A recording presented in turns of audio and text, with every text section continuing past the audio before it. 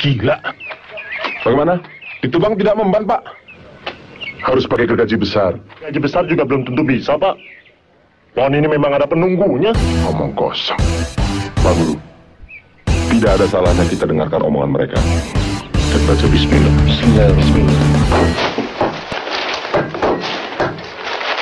Kamu orang terpelajar, tapi tidak seharusnya melecehkan hal-hal yang gaib.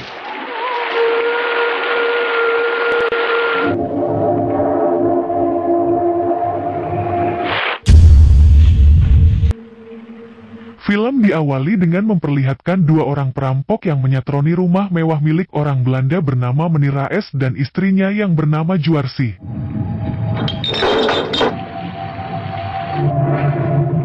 Pemilik rumah yang sedang tidur pula seketika terbangun karena mendengar suara yang mencurigakan. Orang Belanda itu pun keluar dari kamarnya yang seketika itu juga langsung dihabisi oleh perampok itu. Mendengar keributan di luar, Juarsi terbangun dan melihat sang suami telah terkapar tak bernyawa.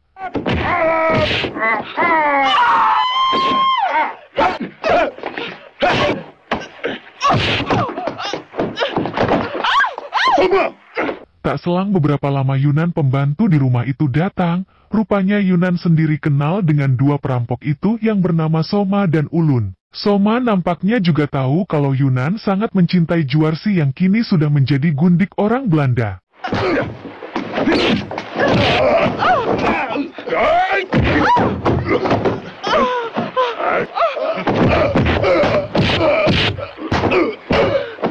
Yunan yang mencoba menolong akhirnya juga terkapar dihajar oleh Soma dan Ulun.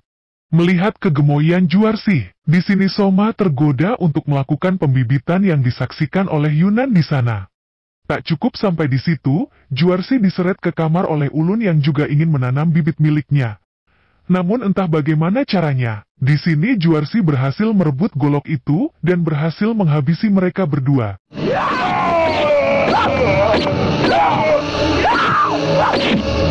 Tolong Kang, cepat! Bantu aku menguburkan binatang-binatang, harus merahasiakan peristiwa ini.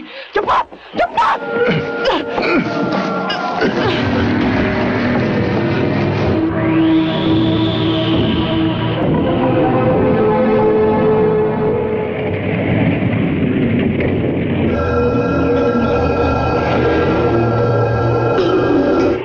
Rumah ini sekarang sudah sah kepunyaan Bapak. Ya. 40 tahun telah berlalu diperlihatkan rumah mewah itu, kini dalam keadaan terbengkalai dibiarkan kosong, dan rupanya rumah itu telah dipasrahkan pada makelar untuk dijualnya. Yang pada akhirnya rumah itu dibeli oleh pasangan muda bernama Agus, dia adalah seorang guru SMA dan istrinya bernama Hana.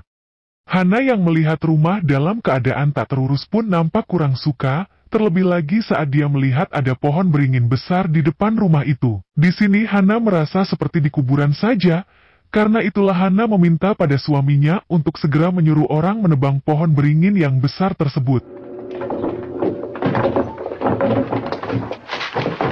Ya, taruh sana. Dekat dapur ya.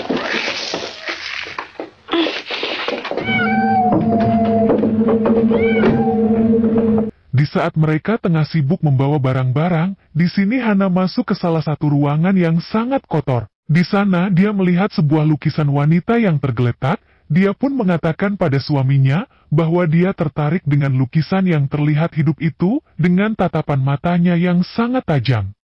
Hana pun berniat akan memperbaiki kembali lukisan itu dan berencana memajangnya di dinding. Tak lama kemudian Pak RT setempat bernama Madrais datang dan sangat kebetulan Agus pun sekalian bertanya, adakah orang yang bisa disuruh untuk memotong pohon beringin besar di rumah baru mereka? Hah?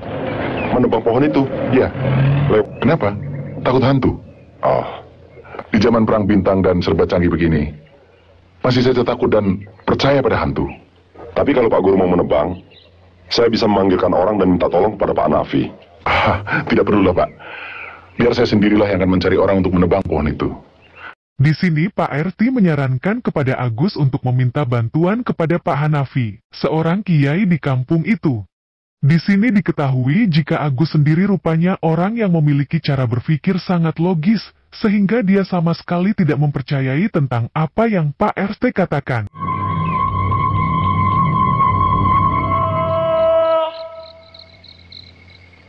Hana, kau sudah bikin kopi? Saat malam hari terlihat Agus yang sedang mencari istrinya untuk meminta dibuatkan kopi, dan terlihat rupanya Hana sendiri sedang menjahit lukisan yang dia temukan. Namun bukannya meminta secangkir kopi, di sini Agus malah meminta melakukan pembibitan.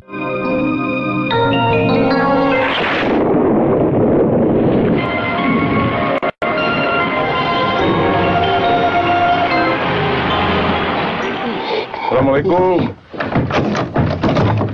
Pada pagi hari Pak RT dan keamanan setempat mendatangi rumah itu, di mana terlihat begitu banyaknya orang yang datang untuk melihat pohon beringin yang tengah tumbang karena hujan lebat semalam. Dan betapa terkejutnya Agus saat mengetahui jika alasan polisi dan warga berkumpul di tempat itu, karena terdapat tengkorak manusia yang terkubur di bawah pohon beringin. Pak Guru tahu di mana alamat terakhir pemilik rumah itu?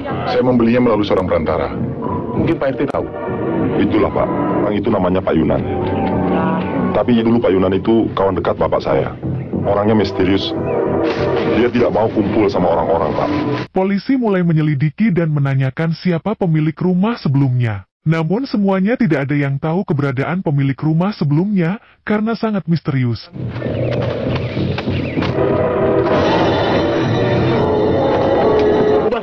Ayo, Bang. Gila, tidak memban, Pak. Kejadian aneh kembali terjadi, yang mana beringin besar yang sudah tumbang itu tidak bisa dipotong. Ini memang ada penunggunya. Ya. Omong kosong. Pak Guru. Di sini Pak RT menyarankan untuk segera memanggil Kiai Hanafi agar pemotongan pohon itu dapat dilakukan. Dan datanglah Kiai Hanafi di tempat itu, kemudian setelah dibacakan doa-doa kayu itu pun akhirnya bisa dipotong-potong. Di sini Kiai Hanafi mengingatkan Agus bahwa meskipun dia orang terpelajar, namun tidak seharusnya dia melecehkan tentang hal-hal yang gaib. Kiai Hanafi juga mengingatkan bahwa rumah itu tidak bagus dihuni oleh pasangan muda seperti Agus karena rumah itu kurang bersih. Tergolong dalam ordo primata. Binatang di dalam ordo orangutan, gorila, dan chimpanse.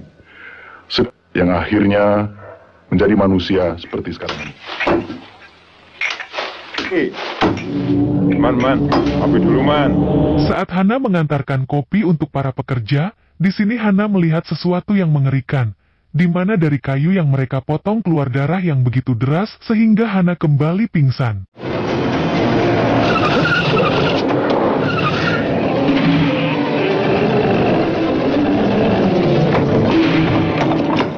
Saat sampai di rumah, Agus melihat Hana yang sudah tak apa-apa. Hanya saja, semenjak tinggal di rumah ini, dia selalu memperhatikan lukisan wanita itu. Di sini dia kembali histeris karena dia melihat darah di mana-mana termasuk di lukisan tersebut. Berada di atas genangan darah, Mas. Hana.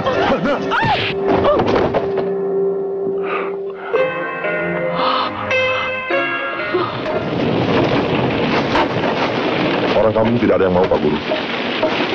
Malam harinya diperlihatkan Agus dan para warga membakar kayu pohon beringin. Hal itu karena warga tidak ada yang mau mengambil kayu-kayu tersebut. Tak lama kemudian hal aneh pun terjadi, di mana terlihat Hana yang kepanasan dan menyuruh Agus untuk mematikan pembakaran kayu di depan rumahnya. Matikan! Matikan apinya! Tolong matikan apinya, Pak! Istri saya kepanasan! Cepat matikan. Ayo cepat. Ayo matikan. Matikan semua. Han?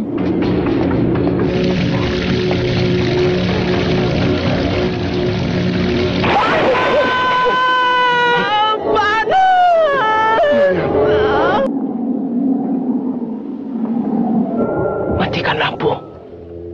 Di sini terlihat Hana yang sangat bergairah melucuti pakaian sang suami untuk mengajaknya bercocok tanam. Pada tengah malam tiba-tiba muncul seseorang yang sepertinya hendak merampok rumah Agus.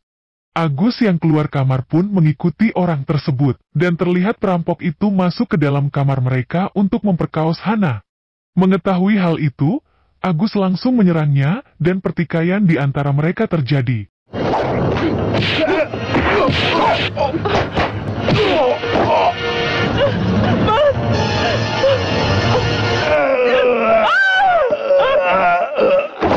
Aku telah membunuh Mas. Tidak.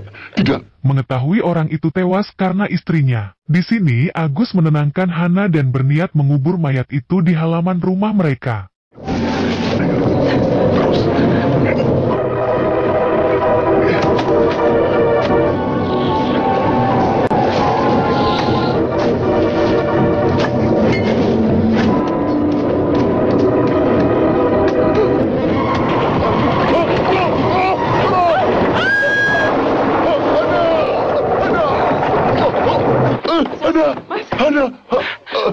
Namun ternyata semua itu hanyalah mimpi dari Agus, walaupun pada dasarnya Agus adalah orang yang tidak percaya tahayul, akhirnya kini dia mulai menyadari ada hal aneh di rumah mereka.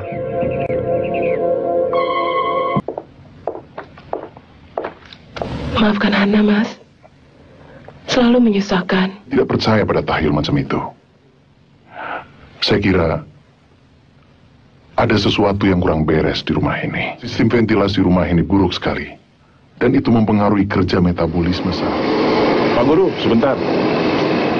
Saat dia hendak pergi mengajar ke sekolah, dia bertemu dengan polisi yang tengah menangani kasus kerangka tengkorak yang ada di bawah pohon beringin. Polisi itu memberitahu bahwa tengkorak yang ditemukan di bawah pohon itu adalah tengkorak perempuan yang kemungkinan tewas dibunuh. Agus pun menceritakan hal itu pada Hana, dia pun mulai menerka-nerka kalau wanita yang tewas tersebut kemungkinan adalah wanita yang berada di lukisan itu. Hana kembali dibuat histeris saat berada di kamar mandi, di mana dia melihat air dalam bak mandi itu penuh dengan darah. Di sini Hana menyuruh Agus untuk membongkar lantai kamar mandi, karena dia sering kepleset karena sangat licin. Hanya handukmu saja yang jatuh. Hati-hati. Lantai itu licin, Mas. Bongkar, Mas. Ya, bukankah sejak kemarin Hana sudah minta supaya lantai itu dibongkar? Iya. Lukisan lagi, lukisan lagi.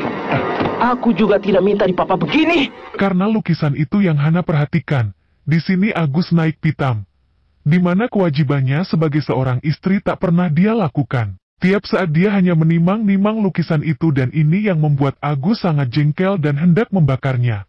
Namun tiba-tiba si Hana seperti ada yang merasuki dan berani melawan suaminya. Bahkan dia mengancam, kalau sampai lukisan itu dibakar dipastikan nyawa Agus akan melayang. Ternyata di bawah WC ini masih ada WC lain. Oh ya Pak Yunan, menyimpan harta karun di sini. Bisa kaya kita. Keesokan harinya terlihat Agus yang membongkar lantai kamar mandi. Dia mengira jika terdapat ada harta karun di bawah kamar mandi mereka. Dan betapa terkejutnya Agus saat dia menemukan tulang belulang yang terkubur. Agus pun hendak melaporkannya pada polisi supaya bisa mengusut misteri di rumah itu. Namun tindakan itu dicegah oleh Hana karena dia tidak mau rumah itu nantinya kedatangan banyak orang dan sangat mengganggu mereka berdua. Tanam kembali dan tutup dengan semen. Gila. Benar-benar rumah terkutuk. Pantas tidak laku-laku sebelum aku beli. Sial. Bawa aku suka macul. Gomas jajat mata keranjang. Kata orang, Rum tetap cinta sama kamu. Diperlihatkan pasangan muda-mudi yang asik sedang pacaran. Dia bernama Jatmiko dan Ningrum.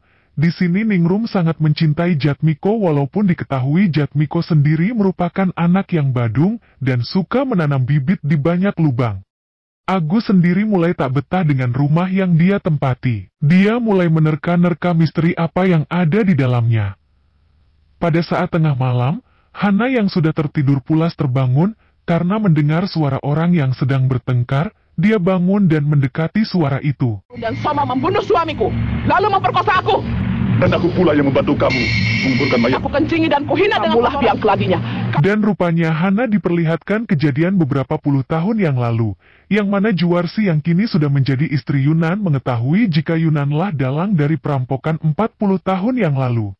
Di mana Yunan menyuruh Soma dan Ulun menghabisi Menir Reis, dan membiarkan temannya itu untuk memperkosa Juwarsi agar kehormatannya rusak, sehingga wanita itu mau dengan Yunan yang hanyalah seorang kacung. Kau adalah istriku. Jangan! Juwarsi!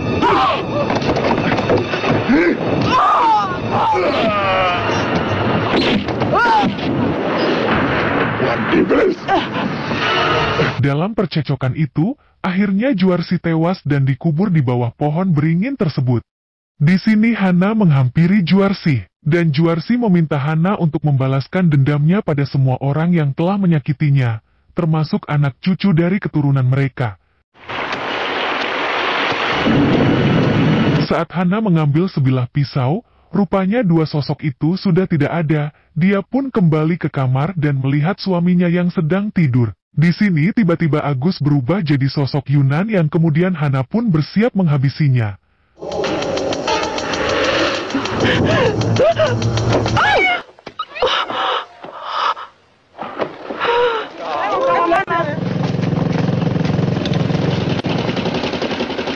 Terus aja. Nanti malam jadi ke rumah Mamur? Tidak. Keesokan harinya diperlihatkan Ningrum yang dimarahi oleh ayahnya karena masih berhubungan dengan Jatmiko.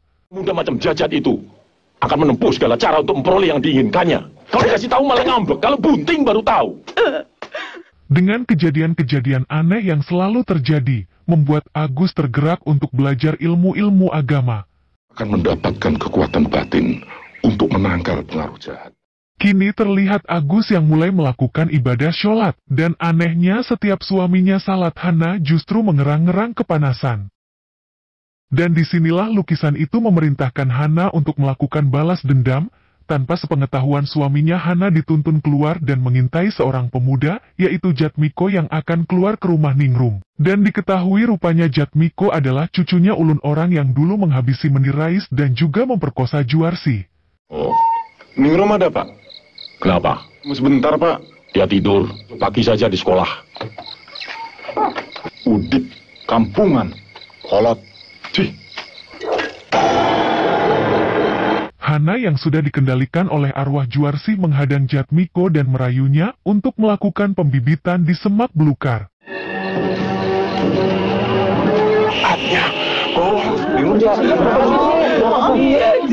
Jatmiko, iya, kenapa dengan dia? Pak Agus belum tahu. Pagi harinya terlihat murid-murid sekolah yang sangat ramai karena kabar Jatmiko tewas.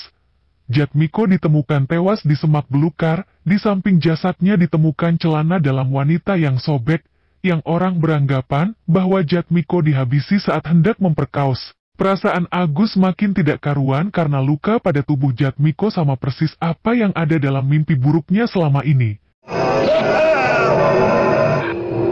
Aku tidak pernah melupakan mimpi itu. Seperti dalam mimpiku, dada Jajat jebol.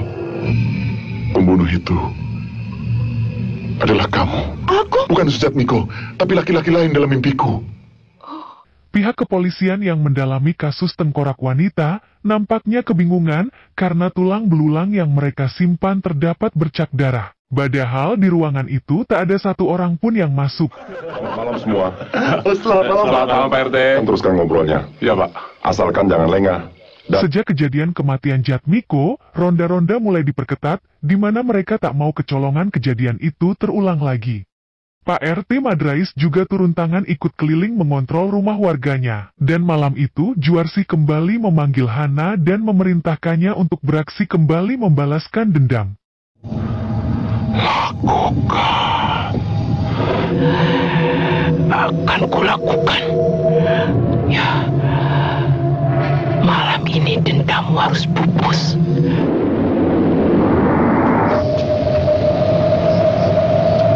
Tak lama kemudian Pak RT yang sedang keliling kampung datang ke rumah Hana, di mana Hana menyambut Pak RT dengan hangat. Di sini Hana memancing dengan obrolan manja yang membuat Pak RT Madrais tidak kuat imannya dan langsung tergoda. Itu apa tidak kedinginan, Pak RT? Ayolah.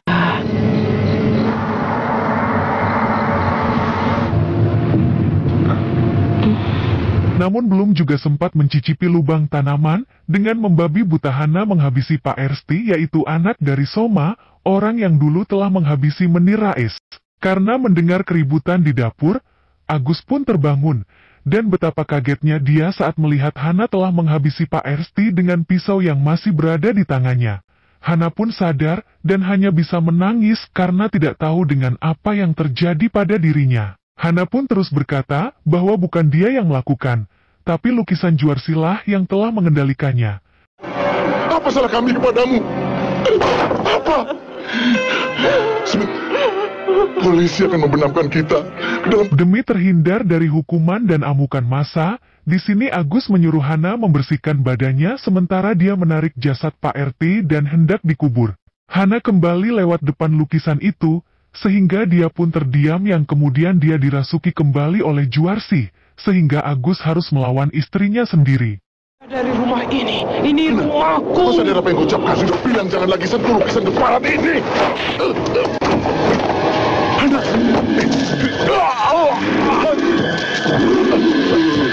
Tuhan.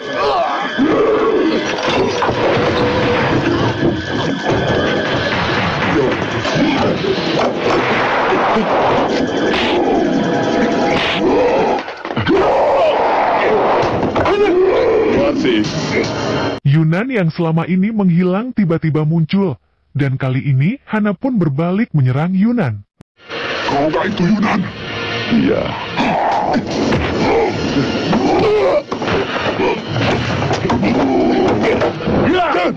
Istrimu telah dirasuki roh jahat.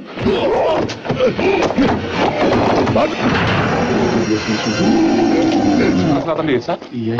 Dari balik kaca, orang yang tengah ronda melihat perkelahian itu, dan kemudian mereka berniat melaporkan pada semua warga. Setelah lama bertarung, akhirnya si Hana tergeletak setelah Yunan menyuruh Agus mengalungkan tasbih di leher istrinya. Namun semuanya itu belum berakhir, karena roh jahat Juwarsi keluar, dan kembali menyerang Yunan. Sehingga pertarungan itu kembali terjadi. Apa ini?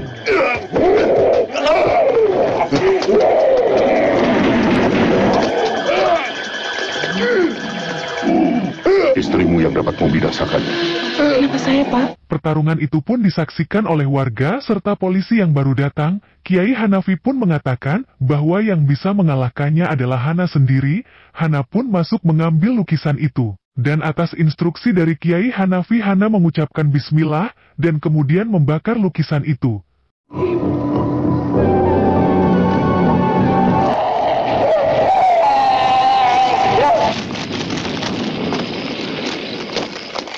Alhamdulillah. Pada akhirnya semua pun terkuak dan Yunan pun harus mempertanggungjawabkan segala perbuatannya selama ini. Qala rabbi bima aghwaytani la uzayyinanna lahum fil ardi wa la ughwiyannahum ajma'in illa ibadakal mukhlasin. Setan takkan pernah menyerah. Dia akan datang lagi setiap saat untuk menyesatkan manusia dari jalan Tuhan. Dan dia pantang dikalahkan kecuali oleh orang-orang yang beriman.